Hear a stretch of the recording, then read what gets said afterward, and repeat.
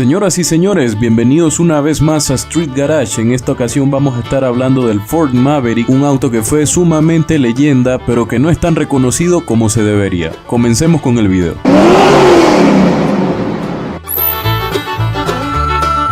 A finales de los años 60, aún antes de la crisis del petróleo de la década siguiente, la Ford norteamericana buscaba un auto compacto, barato y económico, por lo menos para los patrones del país, que pudiese hacer frente a la creciente demanda de autos europeos y japoneses. El modelo compacto que la fábrica tenía hasta entonces, el Ford Falcon, no era tan compacto como se requería y ya estaba obsoleto, aún más después de que la propia fábrica lanzó el moderno y muy exitoso Mustang en 1964. El nombre de Maverick se deriva de la palabra rebelde relacionada con los animales salvajes y el emblema del coche se basa en un cráneo de vaca de cuernos largos. El 17 de abril de 1969 el Maverick fue lanzado al mercado hasta 1977 y fue producido en los Estados Unidos y vendido en Canadá y México. La Ford lo presentó como el coche ideal para los jóvenes o parejas o como el segundo coche del hogar, con idea de ser barato de fabricar y mantener el estilo. Fue claramente copiado del Mustang más suavizado. El éxito fue inmediato y ya en el primer año fueron vendidas 579,000 unidades, una marca superior inclusive que la del propio Mustang. Cabe mencionar que el Mustang tiene el récord de 105,000 unidades vendidas en tan solo el primer mes. En 1971, otra marca del grupo Ford, la Mercury, lanzó el Comet, que básicamente era lo mismo que el Maverick, solo que con una trompa y unos capós diferentes. Los dos modelos lograron el mismo éxito incluso después del estallido de la crisis del petróleo en 1973, a pesar de que en este periodo se hizo evidente la necesidad de autos aún más económicos.